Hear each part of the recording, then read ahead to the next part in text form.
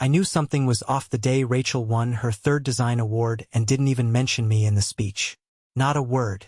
Not a thank you. Not a nod. Not even a glance in my direction from the stage. I was in the front row, clapping like a damn fool, watching the woman I'd built a life with act like she built her empire alone. My name's Ben Thompson. I'm 43. I live in Charlotte, North Carolina. I'm married to Rachel, founder and CEO of Thompson & Birch Interiors. You've probably seen her in some glossy magazine or on a panel with 3 other women in blazers talking about color palettes and the art of branding. She thrives in that world, loud, fast, polished. And me? I've been the quiet guy at her side for 13 years. Background noise. Support staff. Ghost. Quick note. Before listening, share which city or country you're watching from. The truth is, I let it happen. I didn't argue when she started hosting late-night brainstorming sessions with her team in our kitchen. I didn't complain when she remodeled my home office into a fabric sample library. I just moved my files into the garage. Told myself it didn't matter, that I liked being behind the scenes. And for a while I did. I run a consulting firm. Small, quiet, steady work. I help small businesses get off the ground. Nothing flashy, but it pays.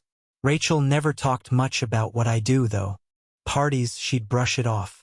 Oh, Ben helps startups or something like that. No real interest, no follow-up. Her friends would smile politely, then go right back to complimenting her earrings or asking about her latest design trip to LA. At home, I handled the little things, bills, grocery runs, repairs, keeping our lives functional while she chased the next big thing. I was proud of her. Always was. But somewhere along the line, she stopped seeing me. Not as a partner. Not even as a person. I was just there. A piece of furniture she'd grown used to. Useful, quiet, unremarkable. And I never pushed back. Not once. I figured that was love. Supporting someone even when it made you feel small. I thought staying in the background was strength. But standing in that ballroom, invisible while my wife soaked in the spotlight, I felt it for the first time. I'd made myself small, and now I couldn't even remember what it felt like to take up space. The night of the dinner, I stood near the bar with a sweating glass of water in my hand, listening to the clink of silverware and fake laughter bounce off the marble floors. The place was all dim chandeliers and polished concrete. Exactly the kind of modern chic venue Rachel loved. Every detail screamed her name, from the gold-etched menus to the custom lighting fixtures overhead. I didn't belong there, and everyone knew it. Rachel floated through the room like she owned the oxygen in it. Every time she laughed, heads turned. People leaned in, hungry for a piece of her spotlight. I was just off to the side, half-blocked by a pillar, watching her in her element. She caught my eye once across the room. No wave, no smile. Just a glance and then back to whatever designer she was charming at the moment. Then came the introductions when she finally remembered I existed. "Oh, and this is my husband, Ben," she said, waving a hand like she was pointing out a lamp. "He does some consulting stuff. Small businesses, you know." That was it. No mention of the companies I'd helped turn around. No word about the years I spent helping her fix up houses on weekends when she was still pitching cheap design plans on Craigslist. I shook hands with people who looked through me. They nodded, smiled that tight, polite smile, and turned back to Rachel. I could have vanished right there, and no one would have noticed. At our table, she sat between 2 architects from Atlanta, deep in conversation about some upcoming hotel project. I sat to her left, eating cold salmon while they talked over me. "You ever work in hospitality, Ben?" one of them asked, more out of obligation than interest. "A few times," I said. "Consulted on a remodel for a boutique place in Asheville a couple years ago." "They were. That's sweet," Rachel cut in, placing her hand on my arm like I was a dog that had spoken out of turn. "But it's nothing like the scale we're working on now." She laughed lightly, like I'd said something adorable, then turned right back to them. I stared at my plate, that slow-burning kind of silence building in my chest. I used to be proud of keeping things running behind the scenes. But now, I wasn't even background support, I was a goddamn prop. I remembered the early days, Me and Rachel in our first house, flipping an old bungalow one room at a time. No team, no clients, just us and some paint fumes. I'd run cable through the crawl space while she sketched out ideas on napkins.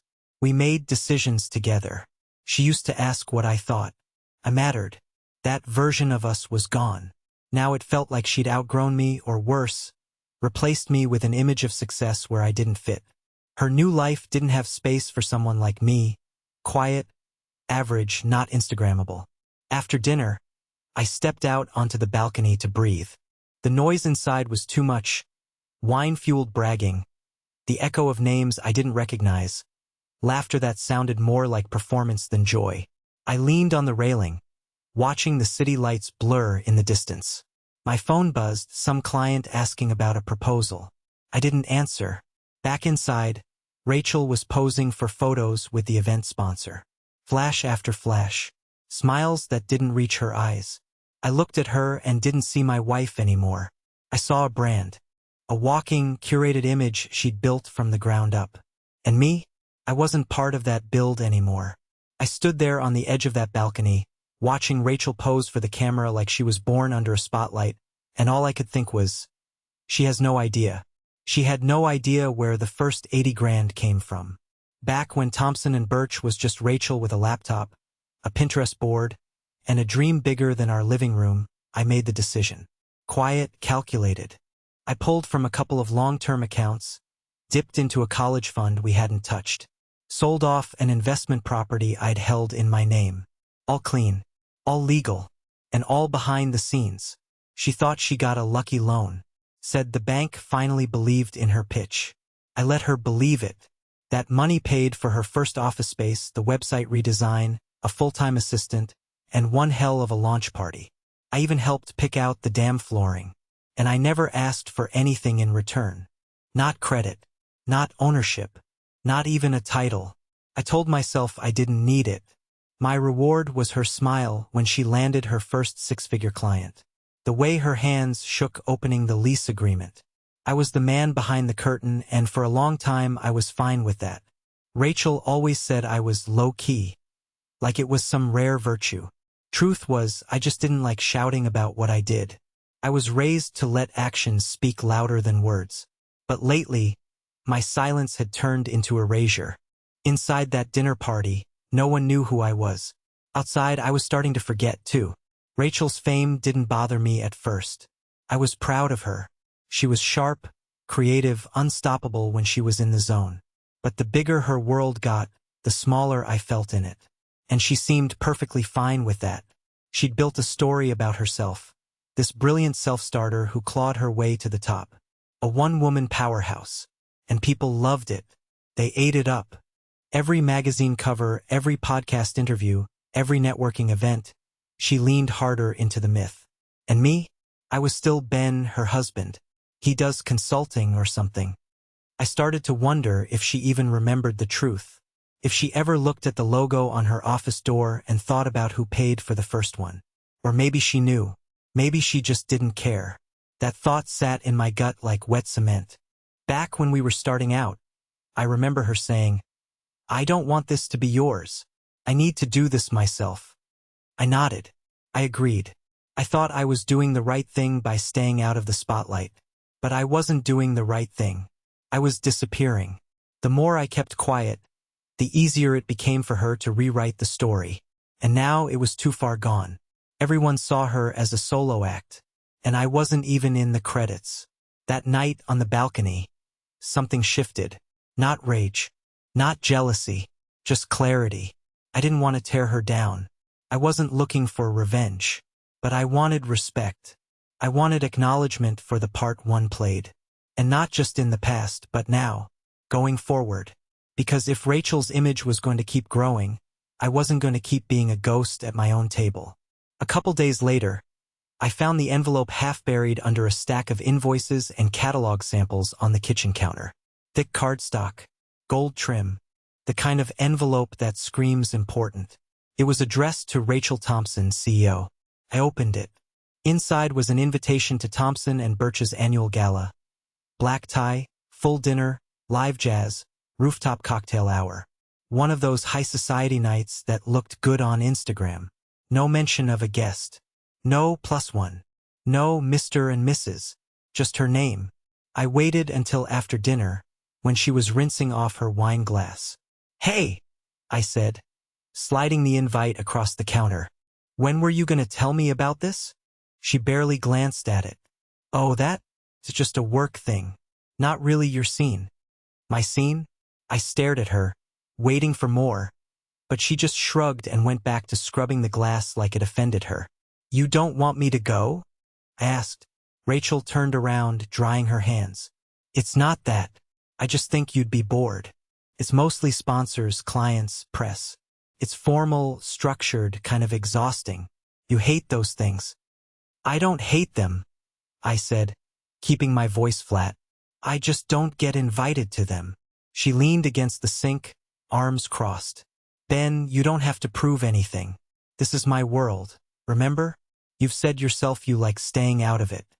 "Yeah, I had. But not like this. Not as some excuse to erase me completely." "So I'm not even allowed to show up now?" I asked. "Is that where we're at?" "Come on," she said, trying to soften her tone. "It's not personal. I just know how these things go. It's long speeches, tiny food, awkward mingling. You'd be miserable." I nodded slowly. "All right," I said. Then I walked straight into the office and RSVP'd online. She didn't need to know. Not yet. The next morning, I ordered a tailored navy suit from a boutique downtown. Not the off-the-rack kind I usually settle for. I told the guy I needed it in under a week. Paid extra for the rush. While I was at it, I bought cufflinks. Real ones. Not the fake gold crap in a 3-pack at Kohl's. This wasn't about making a scene. I wasn't walking in to prove anything to Rachel or anyone else. I just wasn't going to be sidelined anymore. I was done with being the guy behind the curtain, nodding politely while everyone else took credit for what I helped build. I stood in front of the mirror that night and buttoned the blazer over my t-shirt just to see how it fit.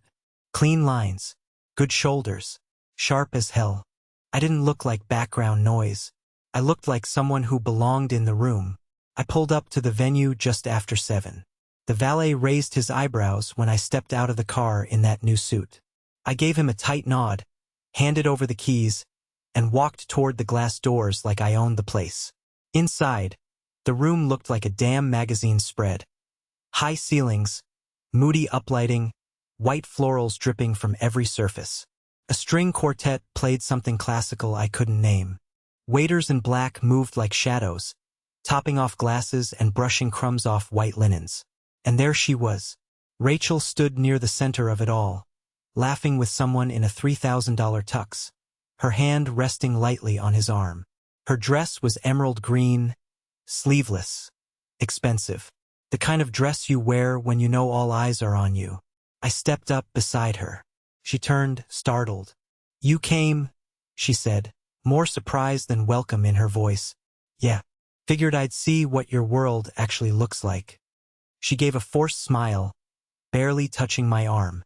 "Well, good. Just try to keep a low profile, okay? We're a little short on staff tonight. Do you mind helping out at the bar for a bit?" Then she reached into a side table drawer and handed me a black vest. Company logo embroidered on the chest, T&B interiors in white thread. I held it in both hands for a second, staring down at it. She didn't even blink. "Sure," I said. She was already turning away. I found the bar set up near the back of the room.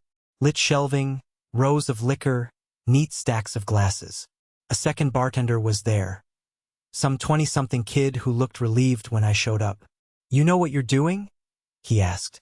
"Yeah," I said, already rolling up my sleeves. "I used to do this for a living. And I had. Back before consulting, when I ran a cocktail truck that serviced weddings and private parties. Built the whole thing myself, designed the inside with Rachel's help. That was before her firm even had a name. Now here I was, pouring drinks at her gala like a hired hand. I tied the apron tight and got to work. Old skills came back fast. Fast hands, clean pours, quick small talk. My line never got too long. I kept people happy, laughing even. The other guy stepped back and let me handle most of it. I glanced out at the room between orders. Rachel was moving from table to table, all teeth and compliments. She didn't once look toward the bar. I wasn't her husband tonight.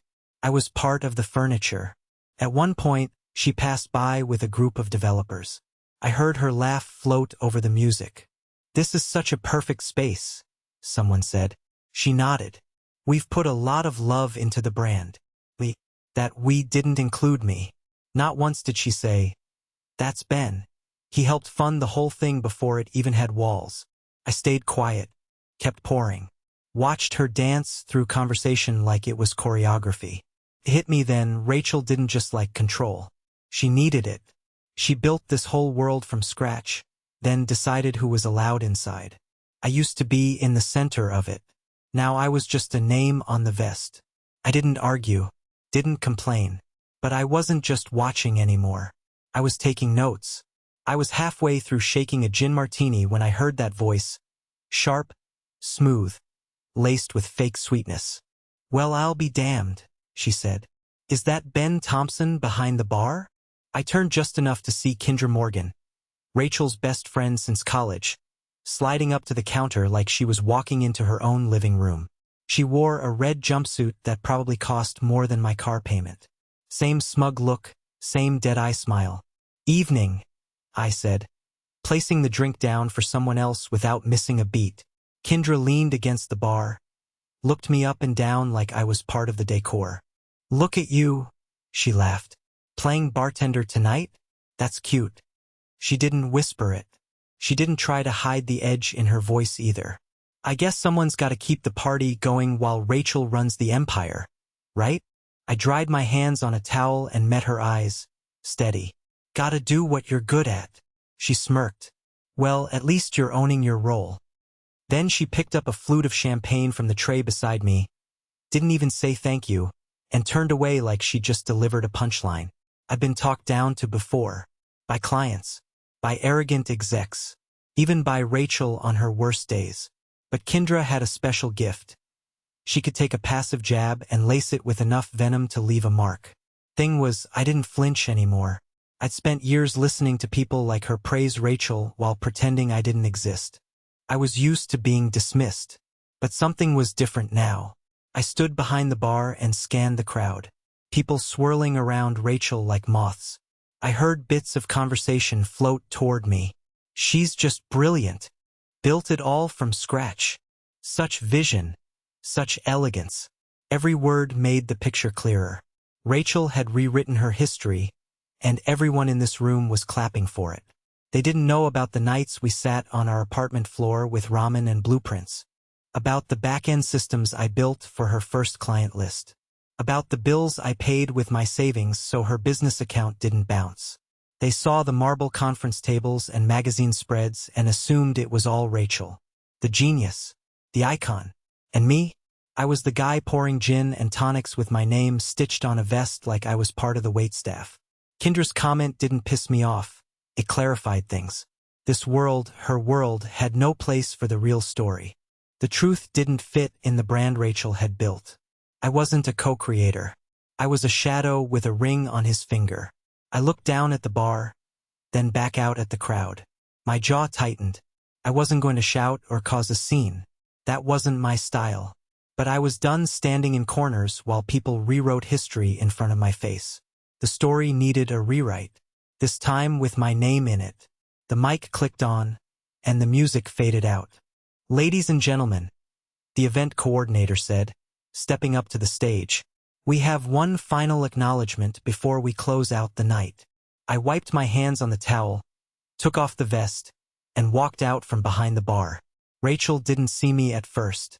She was mid-conversation near the front, laughing with some investor from New York. The crowd hushed, heads turning as I climbed the steps, heels clicking, wine glasses stilled in midair. "And now," the coordinator continued, "please welcome a man whose early contributions helped lay the foundation for Thompson and Birch's incredible journey. Someone we don't hear about enough, Ben Thompson." I stepped up to the mic. Rachel turned. Her smile froze, then vanished. "Evening," I said. "I won't take much of your time. I know I'm not the face you expected to see up here tonight. Some chuckles. Nervous. Light. I scanned the room, hundreds of eyes, all waiting. Rachel's stare hit like ice. I just want to clear up a small piece of history, I said. A lot of people here know Rachel Thompson as the heart and soul of this company. And she is, don't get it twisted. She's smart, relentless, creative as hell. I paused. But back when Thompson and Birch was just an idea scribbled on the back of a receipt, someone had to take the leap financially to make it real. That person was me. The silence thickened. Rachel didn't know it at the time. She thought it was a bank loan. But the truth is, I funded the firm's early growth out of pocket. Office space, staff, startup costs. I wanted her to fly without worrying about the runway. A few gasps. Someone near the front leaned forward. Rachel didn't move. I never asked for credit. I wasn't looking for applause. But I realize now, staying quiet let people write a version of this story where I didn't exist. And that's on me. I took a breath. But things change. And moving forward, I'll be taking an official role in the company. I'll be joining the executive team to help guide the next phase of Thompson and Birch. Not from the sidelines. From the table. The room shifted. Chairs creaked. Whispers sparked. Someone clapped, slow and unsure, then stopped. I looked out over them all, suits, sponsors, reporters, Rachel's friends. Then at Rachel. She looked like she'd been punched. Her mouth was slightly open, eyes wide. Shock, confusion, betrayal. All flashing across her face, one after the other. I gave her a small nod. Not angry, just final. Thanks for your time, I said, stepping back. No music followed. Just silence and a ripple of murmurs spreading like spilled wine across the room. I walked down the steps and through the crowd, shoulders straight, heart calm. Someone patted my back. Another whispered something I didn't catch. I didn't stop. For the first time in a long damn while, I wasn't background. I was the one holding the mic. She didn't say a word when I walked through the door that night. Not a glare, not a question, just quiet, deadly silence. But I knew it was coming. The next morning, I found her in the home office, standing stiff near the bookshelf, arms crossed tight like she was holding herself together.